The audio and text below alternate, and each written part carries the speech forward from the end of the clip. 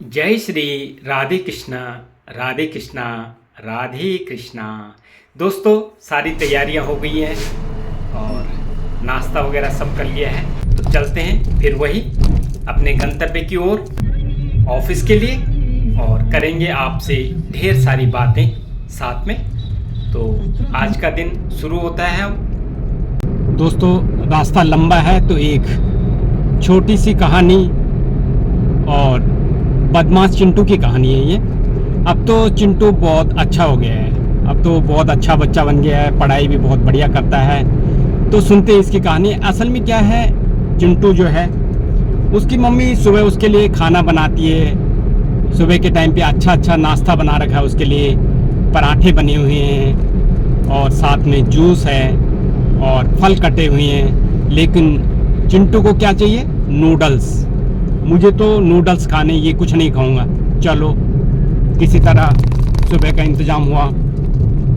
दोपहर में मम्मी ने बहुत बढ़िया खाना बनाया था, दाल चावल बनाए थे, साथ में सब्जी बनाई, सलाद कटा हुआ था।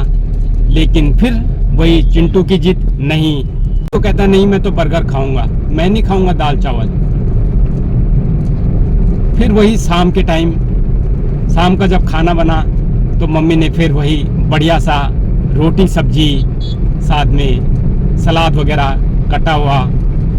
लेकिन चिंटू ने कहा नहीं, मैं तो ये नहीं खाऊंगा, ये सब्जी रोटी नहीं खाऊंगा, मेरे लिए पिज्ज़ा मंगवाओ, नहीं तो मैं कुछ नहीं खाऊंगा। तो ये चिंटू की रोज की आदत हो गई दोस्तों।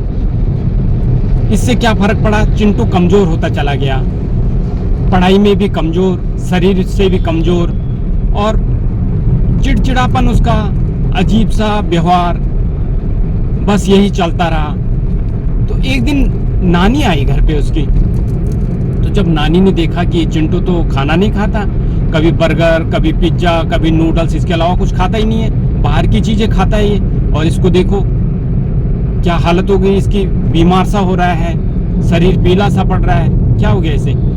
तो उसकी मम्मी ने बताया ये खाना खाता नहीं है। तो नानी ने उसे एक कहानी सुनाई, बर्गर राजा की और खिचड़ी रानी की। तो बर्गर राजा जो था, ये वही देखिए रोज रोज बर्गर खाना, बाहर का खाना, यही खाता था राजा भी। तो राजा कमजोर पड़ने लगा, कमजोर पड़ा तो उसका जो शासन था वो कमजोर होता चला गया, उसकी हालत खराब। लेकिन एक रानी थी, खिचड़ी रानी, जो खिचड़ी खाती थी, सलाद खाती थी, फल खाती थी, रोटी खाती थी, सब्जी खाती थी, वो स्वस्थ और बहुत दिमाग वाली। बाद में तो राजा ने उससे पूछना शुरू कर दिया कि भाई क्या है, तुम क्या ऐसा क्या करती हो? तो उसने बताया, भाई मैं तो सब्जी रोटी खाती हूँ, मैं ये कुछ नहीं खाती, बर्गर पिज्ज़ा, ये अंट संट चीज़ें, बाहर का खाना मैं खाती नहीं हूँ। तो राजा ने भी सब बंद करके और शुरू कर दिया रोटी सब्जी खाना, दाल खाता था, चावल खाने लगा और सलाद खाने लगा। तो राजा की सेहत अच्छी होने लगी, राजा बहुत अच्छा राजा होने लगा, वो अच्छे निर्णय करने लगा। जब शरीर स्वस्थ था तो निर्णय भी अच्छे लेने लगा। कि जो बाहर का खाना है उससे देखो क्या कितना नुकसान होता है शरीर का, देखिए कभी कभार तो ठीक है। तो ये बात जो है चिंटू के दिमाग में आ गई, तो वहीं से चिल्लाता है, मम्मी मेरे लिए दाल चावल बनाओ ना।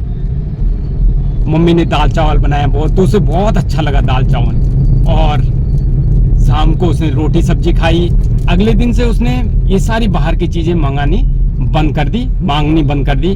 और अब चिंटू का शरीर बहुत स्वस्थ है, बहुत अच्छा बन गया चिंटू, और पढ़ाई में भी तेज, क्योंकि शरीर ठीक है तो मन ठीक रहेगा, मन ठीक रहेगा तो पढ़ाई में मन लगेगा, स्वस्थ रहेगा। तो चिंटू अब बहुत अच्छा हो गया है।